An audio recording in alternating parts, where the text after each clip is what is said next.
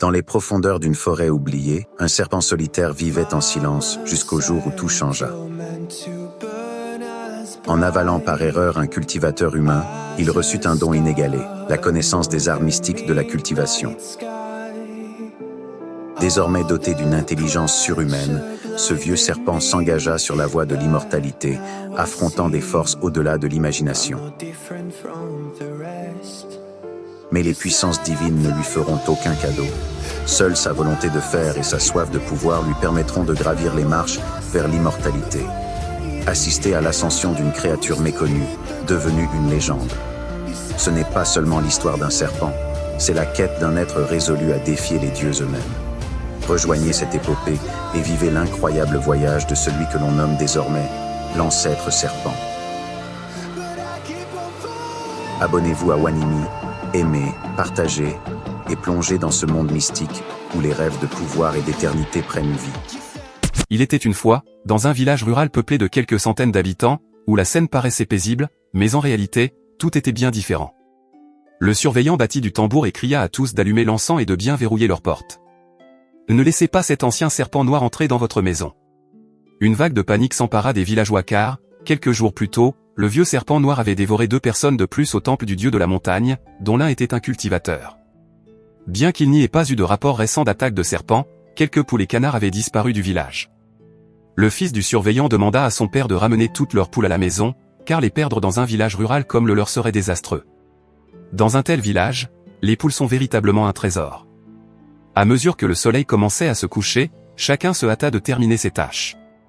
Pendant ce temps, le vieux serpent noir entendit leurs paroles et se sentit confus, se demandant s'ils parlaient de lui. Après tout, le vieux serpent noir n'était pas un simple serpent, en réalité, il n'avait que 16 ans et n'était pas du tout effrayant. Les 2 personnes du temple dévorées quelques jours plus tôt avaient effectivement été mangées par le vieux serpent noir. En réalité, un homme était en train de mendier quelque chose dans le temple. Étant un serpent, le vieux serpent noir ne comprenait pas les mots de l'homme, mais il pouvait voir à quel point l'homme était misérable.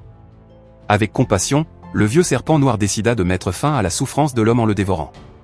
Puis une autre personne pitoyable entra, et le vieux serpent noir fit de même, pensant les aider à se réunir paisiblement. En réalité, le prêtre du temple nourrissait ces hommes avec plusieurs herbes médicinales dans le cadre d'un projet de création de pilules humaines.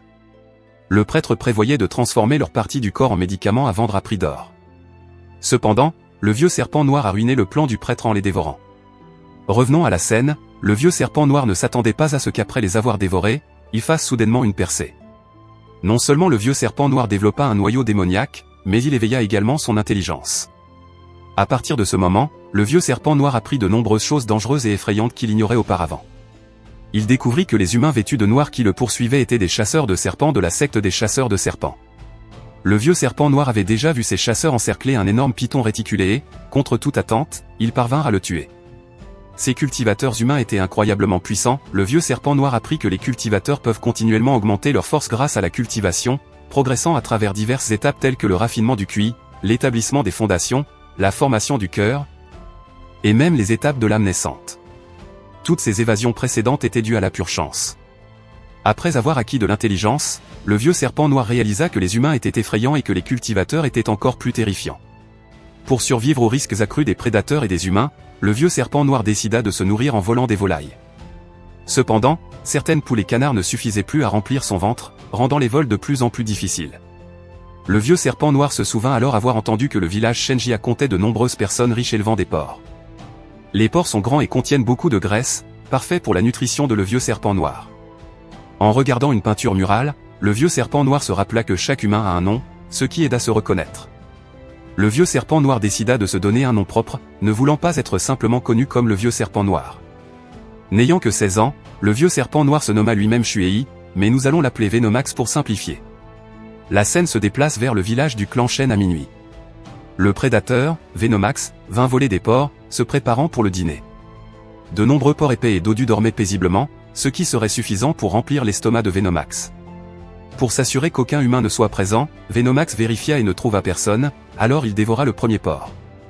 Cela fit réveiller les porcs restants, qui crièrent et s'enfuirent. Cela effraya Venomax car cela pourrait lui causer des ennuis. Venomax dévora d'abord celui qui courait le plus vite. Après avoir dévoré plusieurs porcs, Venomax était assez heureux car il était rassasié. Cependant, Venomax ne dévora pas tous les porcs, beaucoup restèrent silencieux par peur. Venomax décida de s'y reposer un moment, car il restait encore quelques heures avant le lever du jour. 2 heures plus tard, Venomax fut réveillé par des cris furieux, « Comment oses-tu, misérable que tu es, voler ma femme ?» Une autre personne ordonna à l'homme d'arrêter de l'attaquer, car il semblait avoir cessé de respirer. Une troisième personne déclara que peu importait s'il était vivant ou mort, car il avait osé voler la femme du jeune maître, il devait donc en assumer les conséquences. Ils s'approchaient tous de la zone, provoquant la panique de Venomax. Venomax s'était endormi par accident trop longtemps et grimpa rapidement pour se cacher. 2 hommes, probablement des serviteurs d'une personne riche, jetèrent un autre homme, visiblement misérable, dans la zone. L'un d'eux considéra l'homme mort et s'inquiéta, tandis que l'autre décida de le nourrir au porc. Venomax ne pouvait qu'espérer rester inaperçu tandis qu'il quittait rapidement l'endroit nauséabond. Venomax jeta un coup d'œil rapide pour voir s'ils étaient vraiment partis. Un des porcs commença à renifler l'homme mort, et Venomax se souvint que les humains morts portaient malheur. Venomax décida de partir rapidement mais fut choqué lorsque l'homme ouvrit les yeux. Venomax était trop surpris et confus par ce qui se passait. L'homme toussa et se réveilla, ce n'était pas le même homme mais un immortel réincarné dans ce corps. L'immortel était excité de commencer une nouvelle aventure dans sa nouvelle vie. Le propriétaire de ce corps portait un nom similaire à celui de l'immortel, alors l'immortel commença à observer le corps. Ce corps avait une cultivation médiocre et un cœur détruit, mais l'immortel était confiant grâce aux connaissances de sa vie antérieure et prêt à se venger. L'immortel ne laisserait pas ces personnes s'échapper après tant d'humiliation. Venomax devenait de plus en plus confus alors que l'immortel parlait à son corps, se vantant de sa puissance. Venomax se disait intérieurement sans cesse, « Tu ne peux pas me voir, tu ne peux pas me voir ». Venomax décida de se faufiler, mais l'immortel le découvrit.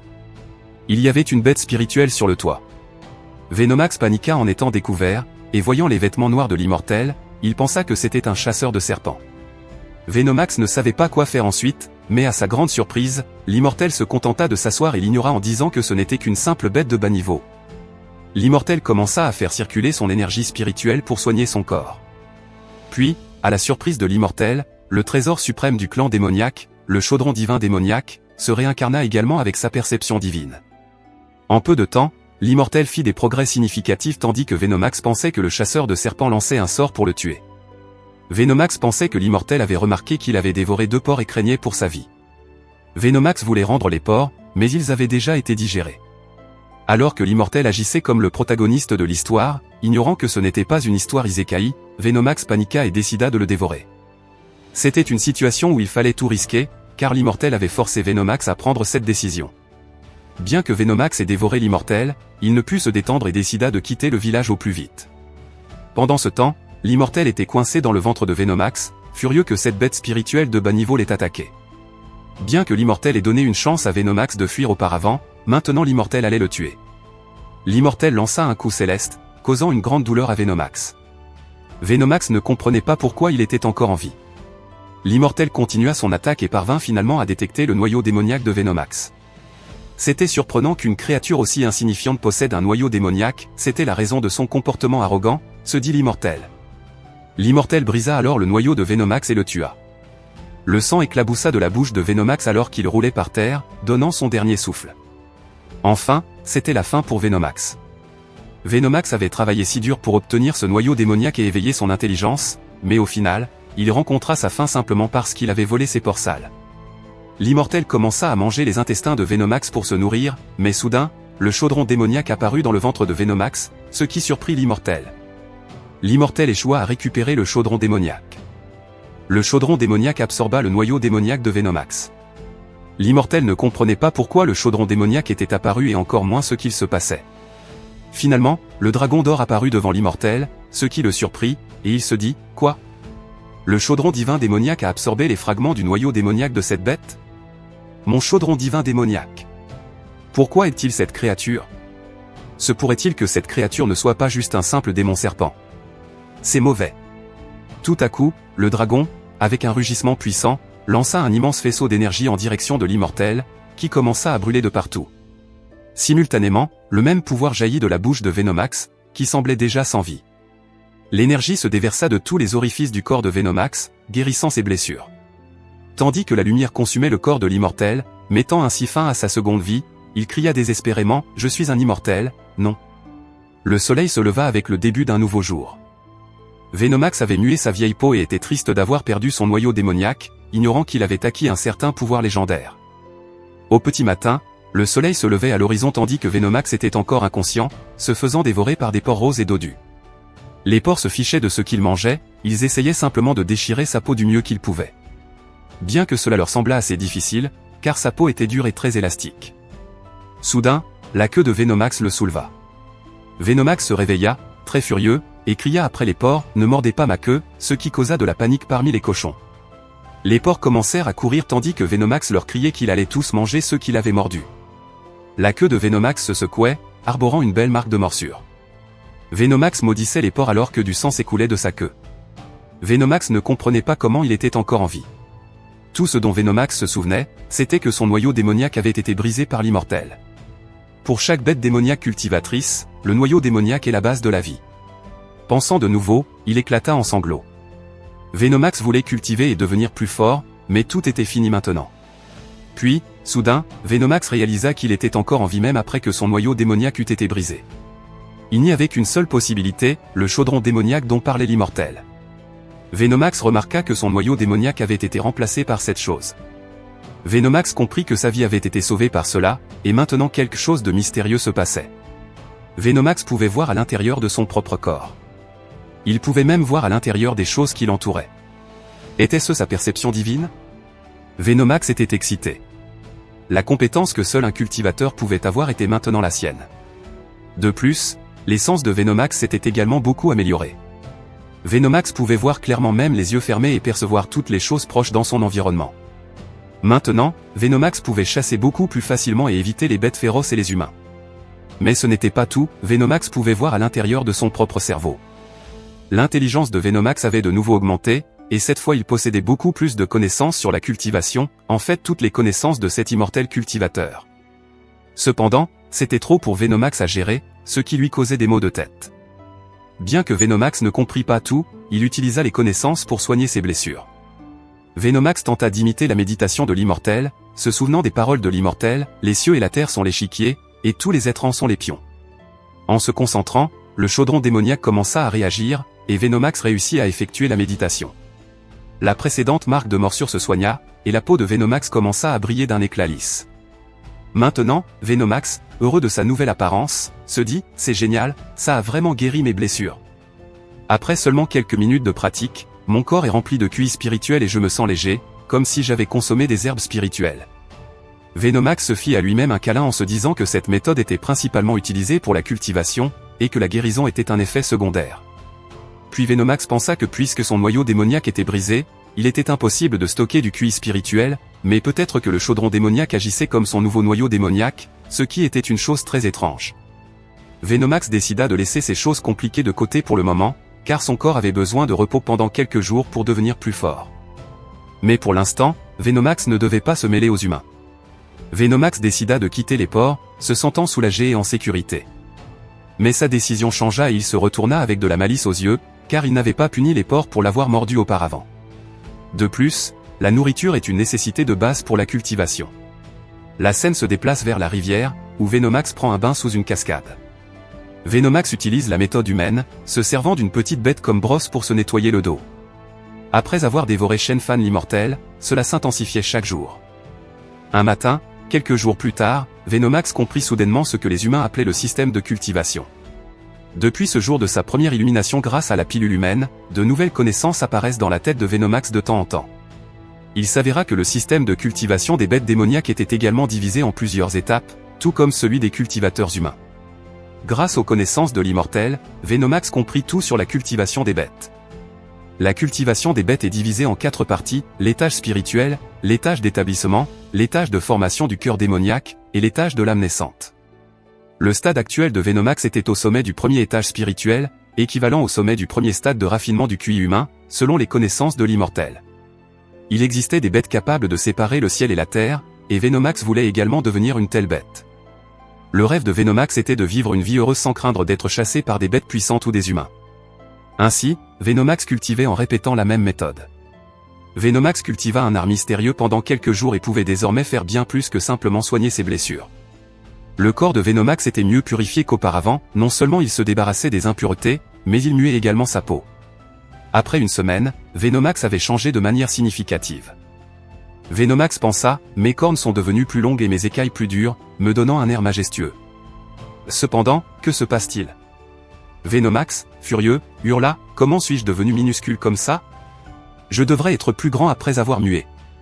Les serpents muent pour grandir, mais dans son cas, c'était le contraire. Venomax avait rétréci d'un serpent de 30 cm à un serpent de 6 cm. La terreur que Venomax inspirait sur le marché était terminée. Maintenant, même un petit poussin ne craignait plus Venomax, ce qui l'irritait profondément. Alors, Venomax utilisa sa queue de fer pour attaquer ce pigeon. Bien que Venomax fût maintenant plus petit, sa vitesse et sa puissance s'étaient considérablement améliorées, y compris sa flexibilité. Le corps de Venomax pouvait s'étirer énormément, et s'il faisait de son mieux, il pourrait dévorer des proies plus grandes.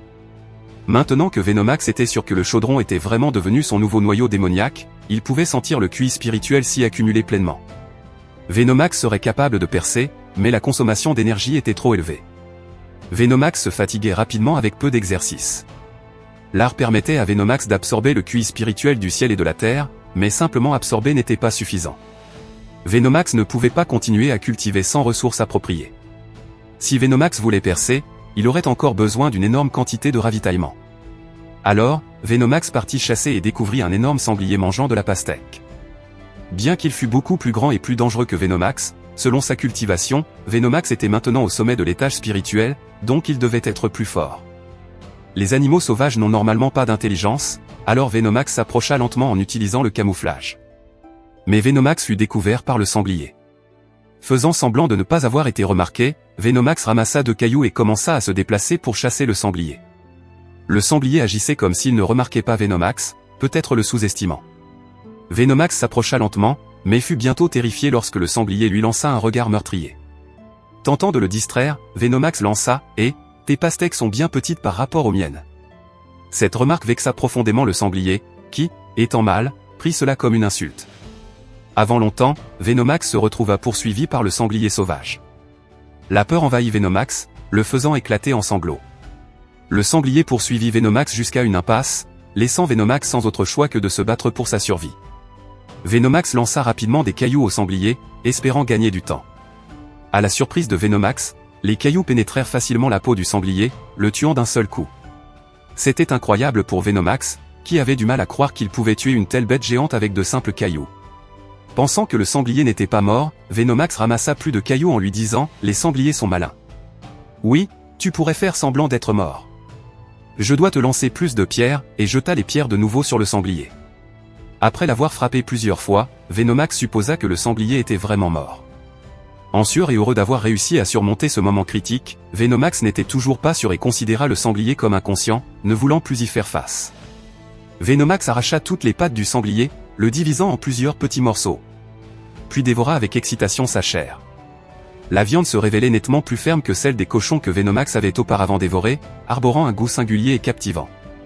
Soudain, quelque chose s'accrocha dans la gorge de Venomax. Réagissant instinctivement, Venomax recracha l'objet.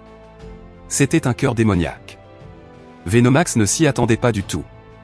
Il réalisa alors que le sanglier sauvage n'était pas une bête ordinaire, mais en réalité un démon porcin. Le cœur démoniaque renfermait une énergie violente et ne pouvait être consommé cru, sans quoi le corps de Venomax exploserait, entraînant sa mort. La seule manière de l'absorber était de le raffiner en pilules, mais Venomax ignorait comment procéder. Il se souvint alors que les bêtes sauvages dévoraient leur proie en consommant à la fois la carcasse et le cœur ensemble. Si le cœur démoniaque explosait tel quel, ces bêtes auraient dû s'éteindre depuis longtemps. Venomax comprit que la majeure partie de ses connaissances était basée sur les humains et que la constitution physique des bêtes différait de celle des humains. Il devait donc être capable de le manger. Décidé, Venomax avala le cœur géant malgré sa taille et fonça en direction du cœur, la bouche grande ouverte. Mais il eut du mal à l'avaler à cause de son rétrécissement de taille. Dès que le cœur démoniaque se mit à bouger à l'intérieur de l'estomac de Venomax, une sensation de chaleur intense le traversa. Le cœur démoniaque fut absorbé par le chaudron démoniaque en lui, se remplissant rapidement. Ce qui le rendait heureux, éprouvant une sensation qu'il n'avait jamais ressentie auparavant. Venomax fit une percée, atteignant le 2e stade spirituel. Les 2 écailles de sa queue se teignirent d'or, augmentant considérablement la puissance de son attaque de queue. Il décida immédiatement de la tester sur une des pierres près de lui, ce qui laissa une énorme entaille. Empli d'excitation, Venomax pouvait désormais considérer son attaque de queue comme la queue de fer. Soudain, un bruit retentit dans les hautes herbes. Se retournant, Venomax aperçut un jeune garçon humain. La peur s'empara de Venomax alors qu'il voyait le garçon brandir un long outil au milieu du champ de pastèques. C'était l'aube naissante, annonçant un autre combat mortel. Le garçon, anxieux, pointa son outil vers Venomax. Dans les yeux de Venomax, le garçon semblait féroce, mais à l'intérieur, Venomax trouvait le garçon plutôt mignon. Le garçon était terrifié tandis que Venomax tentait de comprendre ses intentions. À en juger par sa posture, le garçon semblait prêt à attaquer. Venomax supposa que le garçon était aussi un cultivateur, semblable à l'immortel rencontré précédemment, ou peut-être le même, revenant pour se venger. Le garçon utilisa son outil comme arme, et sans réfléchir davantage, Venomax contre-attaqua, brisant facilement l'outil. Après s'être défendu, Venomax fut pris de panique et s'enfuit précipitamment, craignant que l'arrivée de ses compagnons humains ne le fasse chasser. Le garçon, perplexe, ressentit néanmoins un soulagement d'avoir affronté une bête aussi redoutable. De retour chez lui, le garçon raconta avec excitation à son père comment il avait affronté le vieux serpent noir qui dévorait le cochon démoniaque, le même cochon qui avait tué sa mère mais qu'il avait été trop effrayé et avait pris la fuite. Le père du garçon eut du mal à y croire. Dans la forêt, Venomax avait parcouru une distance considérable. À un moment, il se retourna pour vérifier si le garçon le poursuivait encore. À la grande surprise de Venomax, le garçon ne le suivait plus. Venomax comprit alors qu'il avait mal interprété la situation et réalisa que le garçon n'était qu'un enfant ordinaire. Il ne comprenait pas comment il était devenu aussi peureux. Destiné à devenir une bête divine un jour, comment un démon comme lui pouvait-il craindre un si jeune garçon? Venomax retourna au temple du dieu de la montagne et décida d'entrer pour prier, tout comme les humains prient pour apaiser leur esprit. Ayant acquis de l'intelligence, cet endroit pourrait être le terreau de sa fortune. En entrant dans le temple, Venomax savait que, selon les connaissances humaines, posséder un démon intérieur était un grand tabou dans la cultivation. Pour surmonter son côté obscur, il fallait faire preuve de sincérité. Venomax commença à prier, lorsqu'il sentit une odeur inhabituelle. Il fut surpris de découvrir une abondance de nourriture et ne comprit pas d'où provenaient toutes ces offrandes.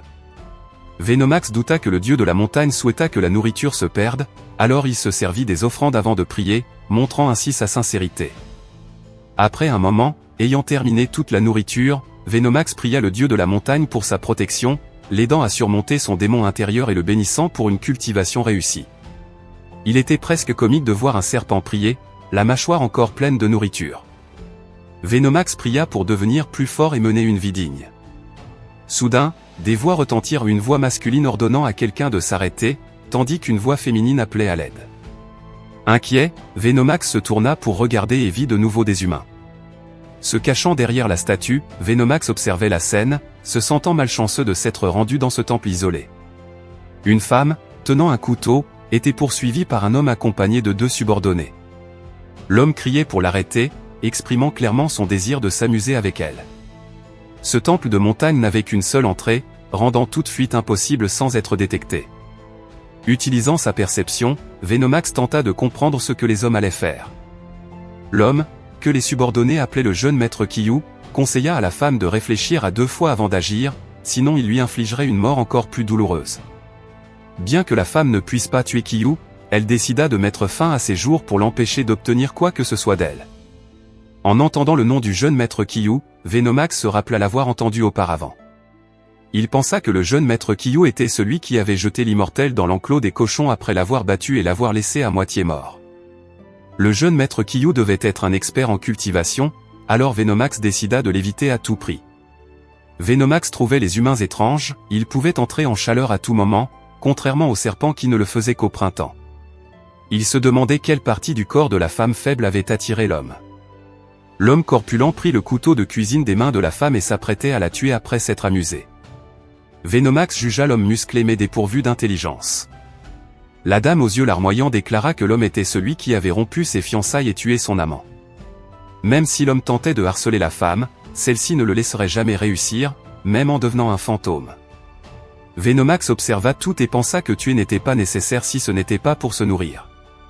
Il pria le dieu de la montagne de le protéger et de faire partir les hommes immédiatement après qu'ils aient terminé. Alors que Venomax mangeait un fruit tenu par la main de la statue, la main de l'ancienne statue se brisa et tomba. Ce qui attira l'attention des hommes. L'homme corpulent crut que quelqu'un se cachait et cria « Qui est là ?» Profitant de l'occasion, la femme se précipita près du dieu de la montagne pour demander protection. Elle commença à prier pour que le dieu de la montagne bénisse le monde et vienne à son secours, suppliant désespérément. Dès qu'elle leva la tête, elle aperçut un serpent noir effrayant, Venomax, et fut prise de terreur.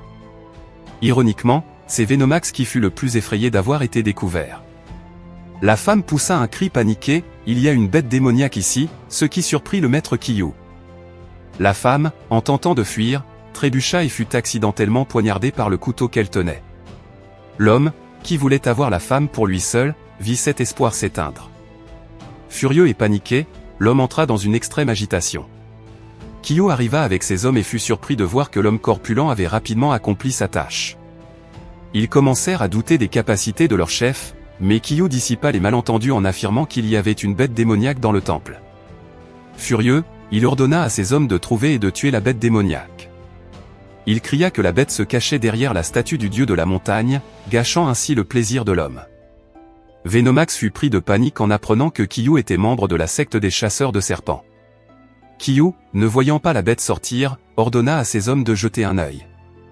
Les hommes s'approchèrent anxieusement de la statue et crièrent à la bête démoniaque de sortir, tandis que Venomax ne pouvait qu'attendre sa mort. En tant que bête paniquée, Venomax prit sa dernière chance et décida d'attaquer les hommes.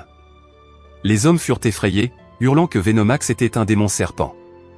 Le corpulent affirma que Venomax ne mesurait même pas 2,10 mètres, il n'y avait donc rien à craindre. Il ordonna à ses hommes de retenir Venomax pendant 1 minute tandis qu'il rassemblait de l'énergie dans sa paume. Les hommes obéirent, donnant ainsi au corpulent du temps. Venomax comprit qu'il devait éliminer les hommes avant que le corpulent ne parvienne à accumuler son énergie. La seule option de Venomax était de tuer tout le monde pour survivre. D'un léger mouvement de corps, Venomax tua tous les hommes. Venomax fut étonné de voir à quel point ces hommes étaient faibles. Le corpulent commença à trembler de peur et oublia le sort. Les hommes du corpulent moururent en un clin d'œil. Quel genre de monstre puissant est-ce, pensa Kiyu en s'enfuyant pour se sauver lui-même. Venomax ne comprenait pas pourquoi Kiyu s'enfuyait au lieu de rassembler son énergie dans la panique. Le corpulent déclara qu'il allait rapporter l'incident à la secte des chasseurs de serpents, qui viendrait chasser Venomax. Venomax décida de tuer le corpulent en utilisant son attaque queue de fer, écrasant complètement sa tête. Maintenant, tout le monde était mort. Venomax se sentit chanceux que le corpulent ait décidé de fuir plutôt que de rassembler son énergie. Puis une pensée apparut dans l'esprit de Venomax, il croyait avoir eu de la malchance parce qu'il avait mangé les offrandes du dieu de la montagne et que ce dernier devait être en colère contre lui. Anxieux, Venomax plaça tous les corps près de la statue comme offrande de remplacement et commença à prier pour obtenir pardon, offrant ces personnes au dieu de la montagne. En repensant à tous les événements de la journée, Venomax considéra cela comme un message du dieu de la montagne. Venomax devait assumer une grande responsabilité et, pour devenir puissant, il devait cultiver et affronter des défis. Ayant reçu le message du dieu de la montagne, Venomax décida de commencer immédiatement sa cultivation. Il pensait que ce n'était qu'un effet secondaire de la consommation excessive des offrandes religieuses. Venomax décida de retourner à la montagne profonde pour cultiver. Une semaine passa, et Venomax avait cultivé pendant 1 semaine entière. Maintenant, Venomax avait besoin de beaucoup d'énergie spirituelle pour passer au niveau supérieur. Pendant sa cultivation, Venomax se nourrissait de petites bêtes, ce qui ne satisfaisait pas sa faim et n'aidait guère sa progression. Venomax désirait manger un autre sanglier démoniaque. Puis, Venomax fut aperçu en train de chasser des pigeons à l'aide de pièges. Grâce à cette méthode, Venomax captura de nombreux pigeons mais ne rencontra aucun cochon. Affamé, Venomax souhaitait manger quelque chose de plus gros. Il se dit que puisque les cochons mangeaient des pastèques et que Venomax mangeait des cochons, il pourrait essayer de manger directement des pastèques.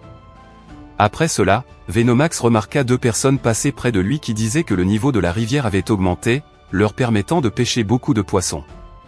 Il se souvint du garçon qui avait tenté de l'attaquer avec sa fourche. Venomax comprit qu'ils étaient père et fils, et que le champ de pastèques leur appartenait. Puis, le garçon aperçut Venomax, qui se cacha anxieusement. Le garçon ramassa tous les poissons qu'ils avaient pêchés et commença à partir. Le père du garçon demanda où il allait. Venomax grimpa dans un arbre pour se cacher. Le garçon s'approcha de l'arbre et déposa tous les poissons en dessous. Venomax, perplexe, observait le garçon laisser les poissons et s'enfuir. Le garçon déclara, « C'est une offrande au vieux serpent noir pour lui rendre sa faveur. » La bouche dégoulinante, Venomax descendit, ne comprenant pas pourquoi le garçon lui offrait tous les poissons. Il pensa que les poissons pourraient être empoisonnés, mais ils semblaient frais. Incapable de résister, Venomax commença à savourer les poissons. Après en avoir vérifié un, Venomax se mit à manger le reste, appréciant le goût. Le garçon était heureux que le vieux serpent apprécie son offrande. Puis, quelqu'un appela le jeune garçon, c'était un homme vêtu d'un tissu noir de jais. L'homme demanda s'il avait vu le vieux serpent noir récemment. Le jeune garçon vit un badge de chasseur de serpents à la ceinture de l'homme en noir. Plusieurs membres de la secte des chasseurs de serpents étaient venus pour capturer le vieux serpent noir. Alors qu'un homme fouillait dans l'herbe, l'autre demandait à nouveau si le garçon était muet et pourquoi il ne répondait pas. Le garçon répondit qu'il n'avait jamais vu de vieux serpent noir. L'autre homme dit, « Frère aîné digne, ce gamin semble ne rien savoir, nous ne devons donc pas l'effrayer. » L'autre homme fut irrité par la réponse du garçon. Des corbeaux commencèrent à faire du bruit, ils remarquèrent l'agitation dans le ciel et décidèrent de vérifier les lieux, suspectant que le vieux serpent noir en était la cause. Pendant ce temps, le garçon priait pour que le vieux serpent noir s'échappe avant qu'il ne trouve Venomax. Soudain, ils entendirent quelqu'un crier que le vieux serpent noir avait de nouveau mangé quelqu'un dans la rivière. Les chasseurs de serpents reçurent la localisation du vieux serpent noir et se précipitèrent pour capturer Venomax. Le garçon se sentit soulagé, sachant que le vieux serpent noir mangeait clairement ses poissons, donc celui de la rivière devait être un autre serpent. La scène se déplaça vers des œufs cassés et un oiseau picorant la tête de Venomax. Venomax entendit toutes les interrogations entre les chasseurs de serpents et le garçon. Il ne comprenait pas pourquoi les chasseurs pensaient que Venomax était celui qui mangeait des gens dans la rivière et pourquoi le garçon disait qu'il ne l'avait jamais vu. Les humains étaient trop confus pour Venomax, ce n'était pas quelque chose qu'il pouvait facilement saisir. La chose la plus importante en ce moment était de fuir les chasseurs de serpents qui avaient mis le nez sur lui. Pour survivre, Venomax ne devait plus jamais revenir dans cet endroit. Il décida de fuir vers les montagnes de l'autre côté de la rivière, où il pourrait se cacher en sécurité pendant quelques mois. L'hiver approchait dans 3 mois, mais malheureusement, Venomax n'avait plus de nourriture pour cette période. Tout ce à quoi Venomax pouvait penser était d'améliorer sa cultivation. En nageant dans la rivière, Venomax fut choqué de remarquer un poisson géant le chassant. Venomax esquiva le poisson et paniqua. Il ne comprenait pas comment un tel monstre pouvait apparaître dans la rivière. Confus, Venomax se demanda si c'était une anguille venue de l'aval et ressemblant à un serpent.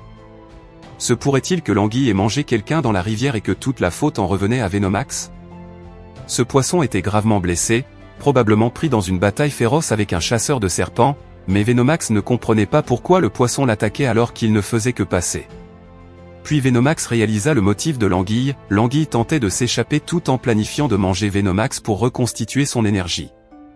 Venomax sourit, réalisant qu'il avait aussi le droit d'utiliser le poisson comme nourriture pour l'hiver. Cependant, Venomax changea rapidement d'avis. Il pensa que puisque le poisson avait réussi à échapper aux chasseurs de serpents, il devait être fort. Chasser ce poisson serait trop risqué, la sécurité de Venomax était sa priorité absolue. Mais le poisson n'avait pas l'intention de laisser Venomax partir. Il ouvrit grand la bouche et tenta de dévorer Venomax en une seule bouchée. Venomax, trop rapide, s'échappa habilement, faisant en sorte que le poisson écrase sa tête contre un rocher. Venomax ne comprenait pas la raison de la persistance du poisson, et lui aussi commençait à s'épuiser. Il décida de contre-attaquer. Si Venomax utilisait toute sa force et frappait l'abdomen affaibli du poisson, il devrait pouvoir s'échapper. Venomax suivit le plan, se cachant sur le ventre du poisson avec sa queue, puis dévora quelques morceaux de viande éclatée extraits du corps de l'anguille. Cependant, Venomax trouva la chair de l'anguille trop visqueuse et à une odeur étrange. Soudain, un feu s'enflamma dans l'eau. C'était trop choquant pour Venomax. Comment est-il possible de projeter du feu dans l'eau, se demanda Venomax. Il était clairement dans la rivière. Cela pouvait-il être une illusion? La muqueuse de l'anguille pouvait-elle provoquer des hallucinations chez Venomax? Mais Venomax sentait la chaleur. Est-ce un réflexe conditionné que je ne peux pas contrôler, réfléchit-il. Puis Venomax se rappela les enseignements de Shen Fan sur la cultivation. Shen Fan avait mentionné que face à une illusion, il fallait rester calme et concentrer tout son chi en un point. Venomax répéta le processus, se souvenant que le ciel et la terre sont l'échiquier et tous les êtres sont les pièces. En se concentrant sur sa conscience, Venomax mobilisa toute son énergie, utilisant sa puissance draconique pour briser l'illusion. Venomax ressentit une grande excitation en brisant l'illusion. Mais à sa grande surprise, l'anguille s'approcha trop près et tenta presque de le dévorer. Il était impossible pour Venomax de s'échapper à ce moment-là. Pris de panique, Venomax commença à crier et utilisa involontairement son attaque queue de fer. Les pointes dorées de sa queue étaient si aiguisées qu'elles coupèrent facilement la peau de l'anguille, scindant l'anguille géante en deux avec une simple attaque. C'était incroyable pour Venomax. Il était trop surpris d'avoir pu fendre l'anguille en deux avec sa queue. Venomax comprit la véritable puissance de sa queue. Ses écailles dorées étaient si tranchantes que, s'il les raffinait davantage à l'avenir, il deviendrait invincible. Venomax avait eu la chance de survivre cette fois-ci. Il avait seulement réussi à gagner parce que le poisson était gravement blessé et avait percuté ses écailles dorées. Il valait mieux que Venomax parte rapidement et se cache dans les montagnes. Venomax dévora l'anguille, sa chair devrait suffire pour cultiver dans les montagnes pendant plusieurs mois. Avec ce cœur démoniaque, Venomax devrait pouvoir passer au 3e stade spirituel. Puis, Venomax découvrit quelque chose. Venomax paniqua en trouvant la plaque du chasseur de serpents. Avec respect, Venomax observa le poisson qu'il dévorait, son ennemi, mais il ne devait pas en vouloir au chasseur de serpents pour ce qu'il s'apprêtait à faire, car cela faisait partie de la loi de la nature. Venomax commença à dévorer le cœur démoniaque du poisson, mais ce dernier était trop gros pour qu'il puisse l'avaler. Venomax avait besoin de temps pour ingérer ce morceau volumineux. Il décida donc de partir avec sa nourriture, anticipant l'arrivée imminente des chasseurs de serpents. Venomax aurait suffisamment de temps pour affiner le cœur démoniaque dans les montagnes. Les chasseurs de serpents arrivèrent au moment où ils virent la scène. Ils trouvèrent des morceaux de chair du poisson et quelques écailles du vieux serpent noir, la bête de l'eau qui avait dévoré quelqu'un près de la rivière. Ou bien n'était-ce pas le vieux serpent noir? Le vieux serpent noir était celui qui s'était battu avec cette bête de l'eau. Un chasseur de serpents demanda s'il devait poursuivre le serpent. Les montagnes vieillissantes étaient le nid des ours, il y avait de nombreux gros ours dans cette forêt, tous au sommet du 3e stade spirituel, ce qui les empêchait d'agir de manière imprudente. Les montagnes étaient vastes et la forêt profonde. Les chasseurs de serpents pourraient ne pas retrouver le vieux serpent noir avant des mois, mais ils rencontreraient sûrement la bête. Un chasseur de serpents déclara, il y a quelques jours, le vieux serpent noir a dévoré un alchimiste et sa boule humaine qui nourrissait des potions et cultivait depuis de nombreuses années. Le chasseur de serpents n'avait jamais entendu parler de cela. Il voulait dire que l'effet médicinal de cette boule humaine devait encore résider dans le corps de la bête. Comme le frère aîné de Venomax était bloqué au stade de raffinement du 3e Tchi, c'était une opportunité rare pour les chasseurs de serpents. Le chasseur de serpents pria pour sa ruse, il pourrait effectivement tuer le vieux serpent noir en secret et le dévorer pour leur propre culture, mais c'était encore trop risqué pour seulement 2 d'entre eux d'entrer dans les montagnes. Le chasseur de serpents craignait que ses compagnons subissent des pertes. Il élabora un plan, dans quelques mois, les montagnes seraient recouvertes de neige. Les ours, les serpents et autres bêtes hiberneraient d'ici là, ce qui serait la meilleure chance pour les chasseurs de serpents. Ils décidèrent de mettre leur plan à exécution lors des premières neiges. Venomax réussit à trouver une grotte bien chaude. Il décida d'en faire son refuge pour quelques mois et commença sa cultivation. 2 mois plus tard, la montagne était entièrement couverte de neige blanche. Venomax ne s'attendait pas à ce que la transition du 2e au 3e stade spirituel soit si difficile. Il avait raffiné le cœur démoniaque et toute la chair de cette énorme anguille, et avait cultivé pendant longtemps, mais n'avait toujours pas réussi à percer. Cependant, ce n'était pas totalement vain, car Venomax avait gagné 3 écailles dorées supplémentaires sur sa queue. En jetant un œil à l'intérieur de son estomac, la brume spirituelle dans le chaudron était déjà pleine, indiquant que Venomax devait être au sommet du 2e stade. Il ne lui manquait qu'un dernier effort pour franchir le 3e stade. Venomax sortit de sa cachette. Son corps était devenu plus rigide, mais il ne restait plus beaucoup de chair pour sa survie. Venomax ne s'attendait pas à épuiser ses réserves si rapidement. Pour l'instant, Venomax ne pouvait qu'hiberner et attendre le printemps prochain pour quitter les montagnes à la recherche de nourriture et reprendre sa cultivation. Pendant qu'il se reposait dans la neige, les chasseurs de serpents apparurent. Ils avaient engagé de nombreux chasseurs. Un chasseur proposa de récompenser d'une pièce d'argent toute personne qui monterait dans les montagnes pour les aider dans leur recherche. Ces personnes venaient du village des serpents. Ils n'avaient peut-être pas grand-chose d'autre, mais ils étaient experts pour trouver des serpents. Leurs 2 chiens de chasse étaient spécialement entraînés, ils pouvaient facilement suivre l'odeur d'un serpent. Les chasseurs de serpents les menèrent vers des zones plus profondes dans la neige épaisse et blanche. Il était presque impossible d'y trouver les serpents. Le vieil homme se mit en colère face à leur comportement grossier, tandis que les hommes à ses côtés tentaient de le calmer, craignant qu'il ne soit entendu. Après tout, ce sont les villageois qui étaient venus ici pour tirer un avantage. L'homme était heureux en pensant à son fils. Il aimait lire des livres et considérait les livres usés comme des trésors. Lorsqu'il obtenait de l'argent, il envoyait son fils étudier avec Monsieur Chou. Il s'assurait que son fils soit heureux. Soudain, le chien commença à aboyer. Il semblait que les chasseurs de serpents avaient déjà trouvé le repère du serpent. Ils avaient vraiment réussi à localiser le repère du vieux serpent noir. Un chasseur de serpents s'approcha pour examiner de plus près. À l'intérieur du repère se trouvait Venomax. Venomax était choqué et encore plus anxieux, car les chasseurs de serpents avaient amené des gens dans les montagnes, accompagnés de chiens au flair affûté. Ils avaient trouvé Venomax. Venomax était actuellement très froid, à son point le plus faible. Il ne pouvait même pas fuir, encore moins riposter. Les chasseurs inspectèrent quelques excréments. L'homme pensa qu'il s'agissait des excréments du vieux serpent noir puisque les chasseurs avaient trouvé Venomax. Il demanda leur récompense promise.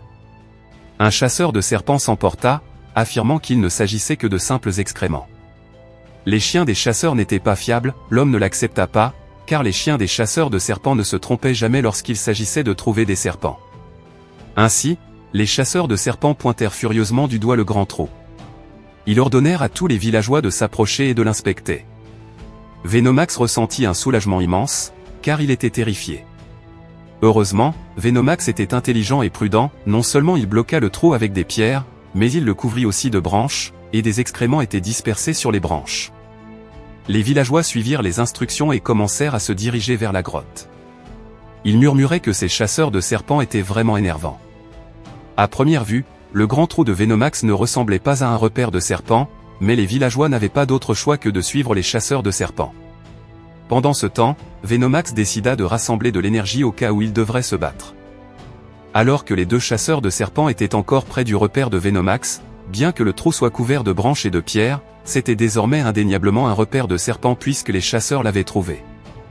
Ces imbéciles étaient inutiles pour les chasseurs de serpents, plus ils éliminaient de villageois, moins ils auraient à dépenser en récompense. C'est pourquoi les chasseurs de serpents demandèrent aux villageois d'inspecter la grotte des ours. Le chasseur principal ordonna à son junior de passer à l'action suivante. Il devait attirer l'ours hors de la grotte en utilisant la bête pour que les chasseurs de serpents puissent éliminer tous les villageois, puis s'occuper ensemble de l'ours. Venomax, qui les entendit, se dit intérieurement, les chasseurs de serpents voulaient tuer leurs propres compagnons et les humains sont vraiment sans cœur, ils sont horribles. Cela n'avait rien à voir avec le chasseur principal. Le point était que les chasseurs de serpents savaient que Venomax était là et en danger. Il affirmait vouloir utiliser la bête en premier. Si Venomax pouvait en profiter et dévorer l'ours, il pourrait franchir le 3e stade spirituel d'un seul coup, puis affronter les chasseurs de serpents. Venomax revint à lui et éclata en sanglots de peur. Il se demanda, quelle folie suis-je en train de penser, alors qu'il était en grand danger. Les chasseurs de serpents disaient qu'ils devaient travailler ensemble pour tuer la bête et qu'ils ne se dépêchaient pas de tuer Venomax. Cela signifiait que la bête devait être bien plus forte que Venomax. De plus, comment Venomax pourrait-il dévorer une bête? Cela ne reviendrait-il pas à demander sa propre mort? Pendant ce temps, le chasseur principal éprouvait de la pitié pour son junior, car la vieille bête serpent ne suffisait qu'à une seule cultivation, autrement, il aurait épargné son junior après avoir tué la bête ours. Alors que le combat était sur le point de commencer, le chasseur principal se précipita vers eux. Le chasseur junior avait terminé les préparatifs selon le plan des chasseurs de serpents. En moins du temps qu'il ne faut pour brûler un bâton d'encens, l'ours se réveillerait. Les cris des villageois pouvaient être entendus depuis l'intérieur de la grotte. Les énormes ours grizzlies se précipitèrent furieusement alors que les villageois paniquaient, craignant la mort. Les chasseurs de serpents informèrent les villageois que c'était le repère du serpent. Puis, les villageois remarquèrent que les chasseurs de serpents pensaient qu'ils étaient là pour les sauver. Les villageois demandèrent de l'aide, tandis que les chasseurs de serpents se moquaient d'eux, affirmant que les villageois étaient les auteurs de cette catastrophe et devaient donc en assumer les conséquences et mourir ici. Les villageois comprirent que tout cela était intentionnel, les chasseurs de serpents étaient venus dans la grotte des ours uniquement pour économiser de l'argent. Ils décidèrent de tuer les chasseurs de serpents. Le vieil homme tira furieusement une flèche, le chasseur de serpents changeant de direction pour l'esquiver, mais la flèche atteignit son sac. Des objets et des potions tombèrent du sac, et l'un d'eux pénétra dans le trou de Venomax. Cela sentait la médecine humaine, rien qu'en le sentant, Venomax salivait. Il se dit que s'il mâchait ses pilules médicinales, cela pourrait sans aucun doute guérir ses blessures. Le chasseur junior déclara avec anxiété que son sac s'était ouvert, le chasseur senior devait l'aider à ramasser tous les objets avant que la bête ours ne les atteigne. La bête ours tua tous les villageois en un rien de temps. Le chasseur junior dit au chasseur senior que son plan était très bon. Le chasseur senior affirme, les villageois sacrifièrent leur vie pour la secte des chasseurs de serpents, ce qui peut être considéré comme un honneur pour eux. Le chasseur de serpents junior demanda alors à son senior de rejoindre la bataille. Le chasseur junior força son senior à se jeter près de l'ours. Il l'attaqua par derrière, le jetant en bas, ce qui surprit ce dernier car il ne pensait pas que le chasseur junior voulait lui aussi se débarrasser de lui. Le chasseur senior tomba directement devant l'ours, ce qui attira l'attention de ces derniers. Il ne s'attendait pas à ce que le chasseur junior complote contre lui, ce dernier préparait cela depuis longtemps. Le chasseur senior pensa, le chasseur junior veut-il le vieux serpent noir pour lui tout seul? Le chasseur junior lui dit, est-ce que tu penses vraiment que je suis stupide? Je ne suis pas venu ici pour un serpent ou une bête. Je veux une seule chose, la mort du senior. L'ours alla finir le chasseur senior d'un seul coup. Pendant ce temps, le chasseur senior prépara un talisman pour se défendre contre l'ours. Cela provoqua une énorme explosion, projetant la bête ours. Le chasseur junior, voyant cela, lui dit, « Ah! Tu es digne d'être mon grand frère. Tu es complètement fou, même face à la mort. Il est temps pour moi de retourner à la secte et de faire mon rapport. Cette bête ours est furieuse maintenant, je ne veux pas m'en mêler. » Les chasseurs de serpents étaient morts, et la bête ours était gravement blessée. C'était le rebondissement légendaire. Venomax attrapa les pilules pour les avaler. Alors que les pilules faisaient effet, il fonça hors de son trou, disant qu'il était temps pour lui de sortir. En sortant, Venomax trouva 2 pilules de cultivation à l'entrée. Il se demanda s'il pouvait absorber et utiliser les 3 pilules en même temps.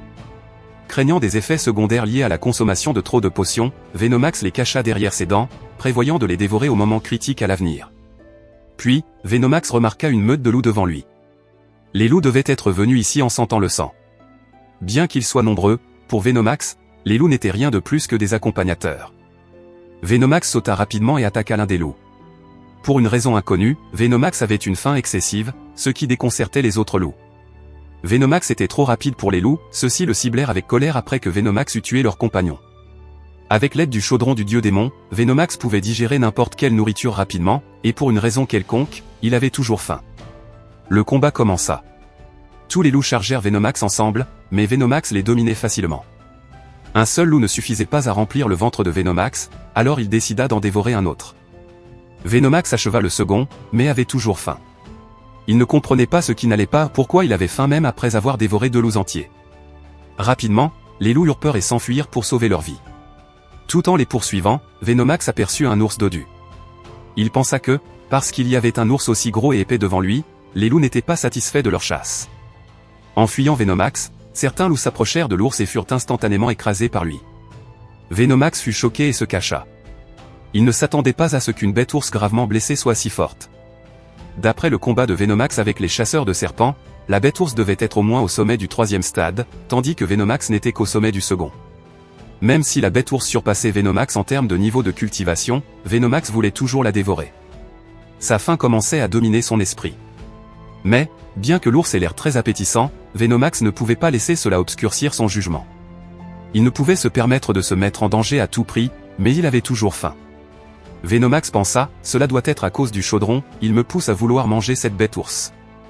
Il analysa sa situation, bien que la cultivation de la bête ours soit supérieure à la sienne, la bête était gravement blessée. Si Venomax fuyait à chaque fois qu'il rencontrait un ennemi fort, il ne pourrait jamais devenir plus fort. Juste avant, lorsque la bête ours repoussa les loups, elle avait dû utiliser le dernier de ses forces. Si Venomax restait calme et prudent, il y aurait une bonne opportunité de gagner ce combat. Encore une fois, le protagoniste sauta et était sur le point de mordre le visage de l'ours, mais l'ours avait de bons réflexes et parvint à attraper Venomax à temps. En raison d'une blessure interne sur le corps de l'ours, Venomax profita de sa longue queue pour balayer les yeux de l'ours, le rendant aveugle. Alors que l'ours rugissait de douleur en perdant sa vue, Venomax tomba dans la neige et roula au sol en souffrant. Venomax comprit que cet ours était au moins 10 fois plus puissant que la bête anguille. Heureusement, grâce à sa chance, Venomax réussit à aveugler l'ours, ce qui faciliterait son affrontement. Venomax était trop blessé pour faire un autre mouvement.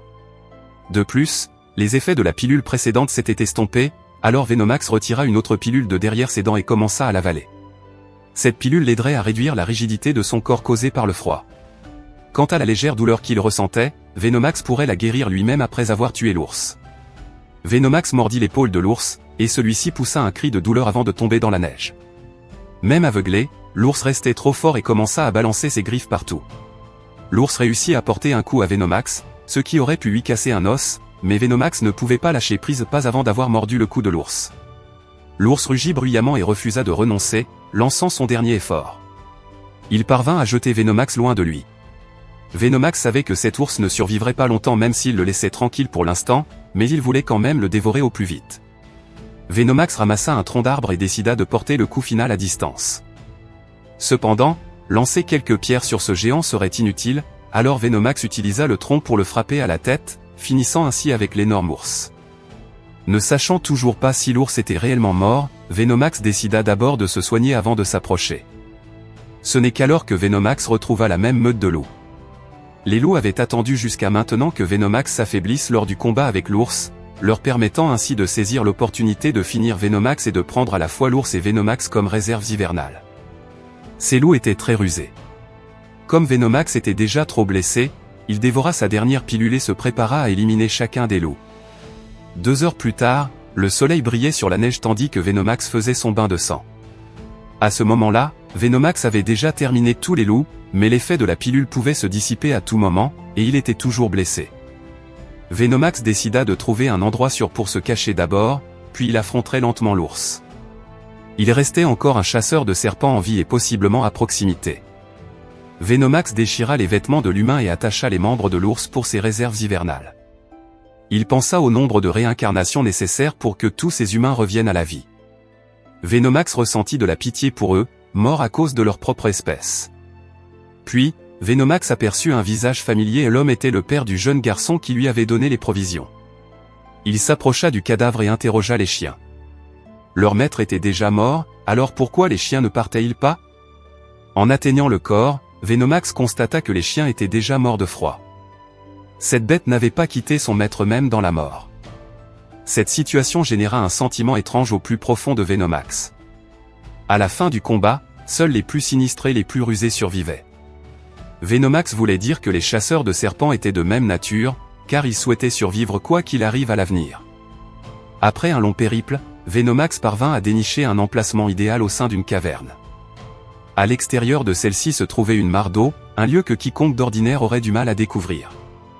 Alors que Venomax affinait la bête ours pour soigner ses blessures, il devint accro au goût de cette créature, son goût était exquis. Pas étonnant que le dieu démon du chaudron tenait autant à cette bête ours. Dès que Venomax dévora la chair de la bête, toute sa viande fut absorbée par Chaudron. C'était comme un bébé attendant dans l'estomac de Venomax, avide de nourriture. À mesure que la chair de la bête était assimilée, Venomax ressentit à nouveau cette sensation familière. En observant sa propre queue, de nombreuses épines dorées supplémentaires apparurent. Venomax avait enfin franchi le 3e stade spirituel. Submergé de joie, Venomax ne pouvait s'empêcher de pleurer, non seulement pour avoir atteint ce stade, mais aussi pour les nombreuses écailles brillantes qui ornaient désormais son corps. Conscient de son nouveau pouvoir, Venomax était extrêmement enthousiaste. Il comprit que plus le risque était grand, plus la récompense l'était également. En fin de compte, cela valait amplement la peine pour ce combat. Si Venomax pouvait continuer sa cultivation à ce rythme, il pourrait bien devenir le roi de la montagne dès le début du printemps prochain. Qui a compris la référence? 3 mois plus tard, l'hiver s'était terminé et le printemps faisait son retour. Venomax était rempli d'excitation. Avec l'arrivée du printemps, Venomax conservait sa gueule acérée et son regard avide. Au cours de ces quelques mois, Venomax n'avait pas seulement gagné en longueur, mais sa conscience divine s'était également étendue.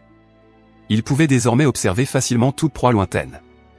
Venomax repéra 2 sangliers sauvages à proximité et décida de chasser son premier repas de printemps. La chasse fut terminée avant même que Venomax ne commence, d'un seul coup, il abattit l'un des sangliers. La femelle était enceinte, donc Venomax ne pouvait la consommer. Ces derniers mois, Venomax avait acquis des connaissances étonnantes sur l'équilibre écologique. La femelle sanglier tremblait de peur, pensant qu'elle pourrait être tuée à tout moment, mais à sa grande surprise, Venomax se mit à dévorer le mâle en ignorant complètement la femelle. Venomax réalisa que, n'ayant plus accès au village, il devait apprendre à devenir autonome, en se reposant uniquement sur cette montagne. Il ne suffisait pas simplement d'occuper la montagne et d'en devenir le roi, pour assurer une source de proies inépuisable, il devait épargner les jeunes. Venomax avait déjà calculé que cette montagne abritait 25 chevreuils, 20 sangliers, quelques centaines de lapins et des dindos. Il y avait aussi des daims marins, des bouquetins sauvages et bien d'autres espèces à environ plus d'1 millier d'animaux. Tant que Venomax ne se suralimentait pas et planifiait correctement son régime, son appétit ne serait pas un problème. Mais le principal obstacle restait que cela ne suffisait pas pour sa cultivation. D'après ce qu'il avait observé dans le passé, la cultivation nécessitait des opportunités et des aventures. Il était donc temps pour Venomax de retourner dans sa ville natale, où tous les serpents se rassemblaient à la vallée des 1000 serpents. Avec l'arrivée du printemps, tout renaissait, et la saison des amours commençait. Mais Venomax était un serpent au caractère bien trempé. Chaque fois qu'il revenait ici auparavant, un petit serpent blanc venait toujours le chercher. Malheureusement, Venomax était un cultivateur, tandis que le petit serpent blanc n'était qu'un serpent ordinaire, ils n'étaient pas compatibles. Observant la scène, Venomax se sentit gêné. Il y a un an, il aurait sans vergogne et de manière effrontée répandu sa semence comme les autres, mais depuis qu'il avait éveillé son intelligence, Venomax avait perdu tout intérêt pour de tels désirs vulgaires. Cette fois, Venomax était venu uniquement pour cultiver le fruit du serpent. Le fruit du serpent mûrit tous les 3 ans, et ce printemps était celui où il allait mûrir de nouveau. Ce fruit était particulièrement efficace pour les serpents. Le fruit mûr renforçait la cultivation de Venomax. La raison pour laquelle Venomax avait acquis la capacité de sentir l'énergie spirituelle il y a 3 ans était qu'il avait accidentellement avalé un fruit du serpent.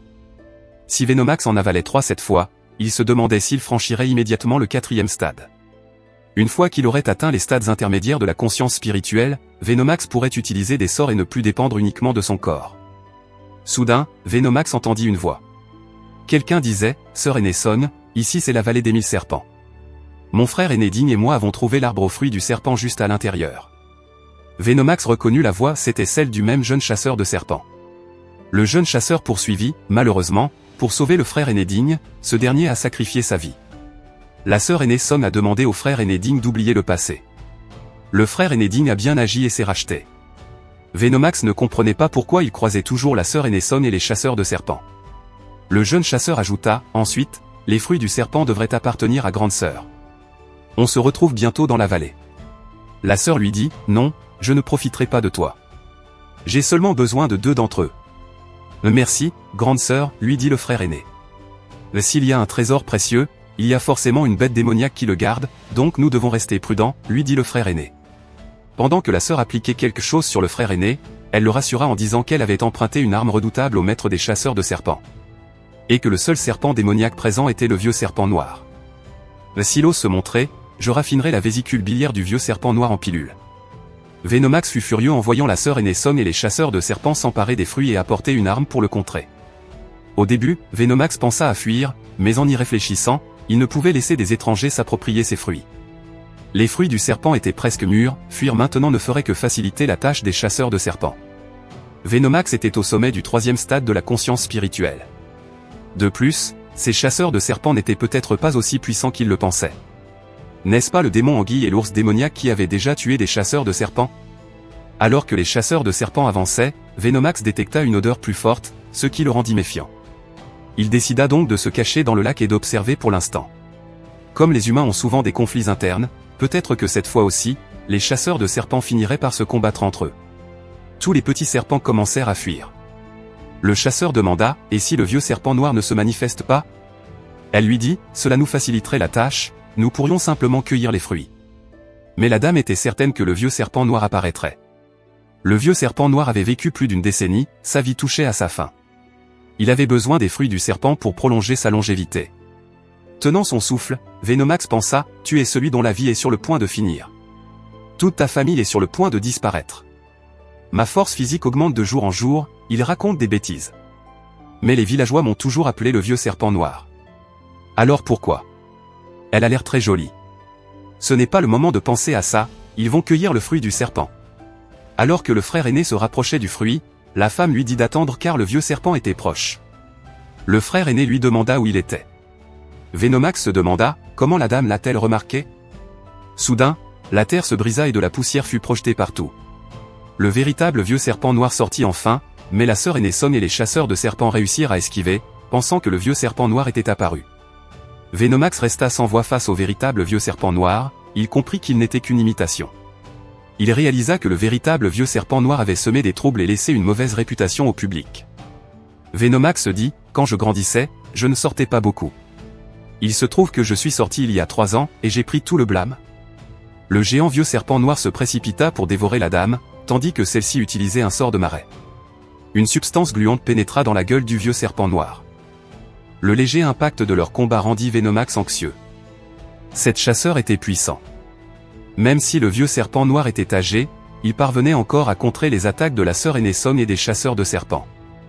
Puis la femme retira une cloche réprimant les âmes, c'était peut-être l'arme dont elle avait parlé. La cloche émit un bruit strident, un son très efficace contre les serpents, faisant sentir au vieux serpent que son corps se déchirait à nouveau. La dame lança des flèches d'ombre éthérées, mais celles-ci ne parvinrent pas à blesser le vieux serpent noir. Avec des écailles aussi résistantes, même si elles étaient arrachées, elles pourraient être transformées en armure précieuse. Le jeune chasseur pria, comme attendu de la part de la sœur aînée Song, elle était assez forte, mais le vieux serpent noir n'était pas ordinaire non plus. Ainsi, le jeune chasseur assista la dame. La dame ordonna au jeune chasseur d'utiliser son talisman de lame de vent pour une attaque à grande échelle. Ce type d'attaque était efficace contre le vieux serpent noir, celui-ci ne pourrait pas tenir beaucoup plus longtemps.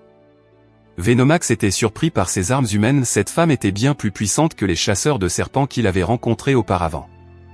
Le vieux serpent noir était dans une situation désastreuse.